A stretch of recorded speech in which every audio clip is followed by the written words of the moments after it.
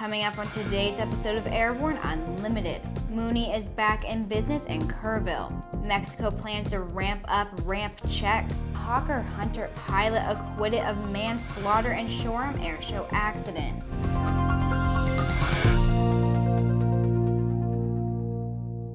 I'm Sophie Herlock. Mooney appears to be up and operating again in Kerrville, Texas, as cars filled the parking lot this week following a furlough, which lasted about a month, according to Devan Burns, a representative for the company. Mooney has resumed operations and is currently in negotiation with an additional investor. Mooney has been located in Kerrville since 1953. However, sales have fallen to only about 20 airplanes a year since 2008.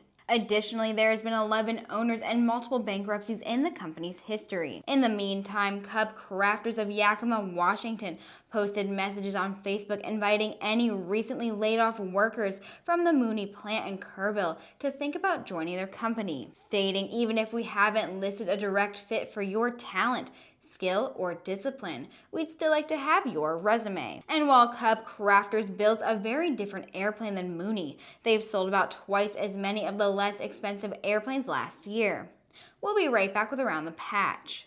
The Sling 2, a modern, economical flight training airplane for today's pilots. 120-knot cruise, sporty handling, sliding bubble canopy, modern glass panel, and dependable Rotax power.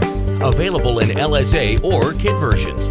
Check it out at airplanefactory.com.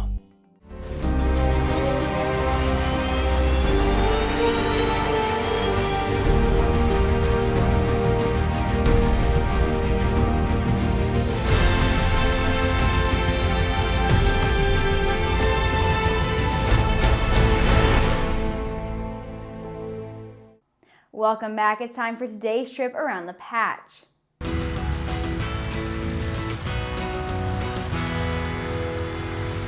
California student pilot Anthony Jimenez is the recipient of Sling Pilot Academy's $20,000 scholarship. Throughout his journey from Costa Rica to the United States, Jimenez has always dreamed of becoming a professional aviator. This scholarship will make his dream more achievable as he works towards his goal of joining the aviation community. The fuselage of Boeing's 777X test article failed explosively during an extreme test of its structural integrity. The incident occurred back in September as the fuselage failed, just as the test approached the stress level necessary for certification, missing by just 1%. The fuselage skin ripped apart just behind the wing, and a passenger door reportedly blew out and fell to the factory floor. Back on November 25th, a 1976 Beechcraft Baron became the newest member of the Robertson Aircraft Accident Investigation Lab. The aircraft was donated by Honeywell and will be studied and used by students in ERAU's Safety Science program. A WTO panel assessed the measures the EU and Airbus have taken to comply with WTO recommendations. As a result of their findings, the U.S. should immediately reduce the $7.5 billion in tariffs the WTO authorized in October by around $2 billion. This is the direct result of the panel finding the loans for the development of the A380 no longer have an impact on Boeing's sales, and therefore the value of the lost sales no longer exists. We'll be right back with the rest of the news. There's a difference between charting a steady course and pushing for the ceiling. And for nearly a century, Hartzell Propeller has been defining that difference. It's in our passion for engineering and research and our dedication to testing the limits of performance. We are built on honor. We are Hartzell Propeller.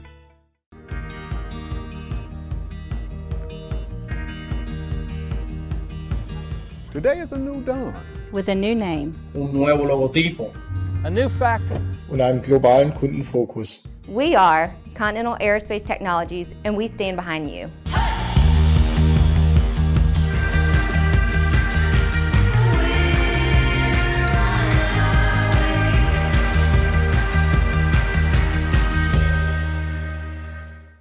If you're planning a trip to Mexico in your personal airplane or by charter, you may find yourself and your airplane to be the focus of heightened scrutiny. The reorganized Mexican Civil Aviation Authority announced it would be conducting ramp checks on every foreign aircraft operating under Part 91 or Part 135 at every airport in Mexico. The government sent out a directive to local handling agents announcing the change, though it's not clear when the new policy would be fully implemented. In October, the DGAC became the Civil Aviation Federal Agency, and the announcement of increased ramp checks is one of their first directives. While it may be impossible for Mexico to ramp check every private foreign aircraft at every airport in the country, your likelihood of being checked is going to increase. And it's highly recommended to be sure you have all the necessary documents and resources available that may be inspected.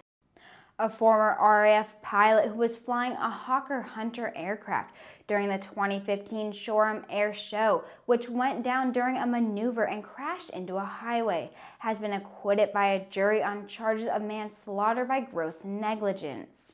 Andrew Hill had been charged in the deaths of 11 people when his plane went down near the airport.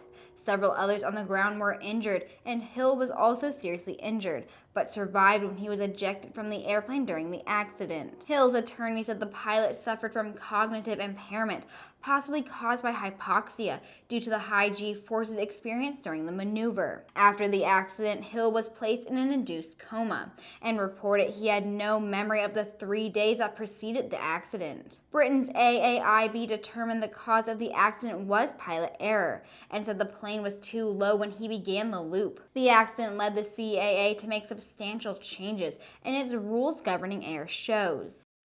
And that was our last story of the day. As always, thanks for watching, and please subscribe, like, and tweet us. To get the latest aviation aerospace news any time of the day, just head over to aero-news.net. I'll see you tomorrow.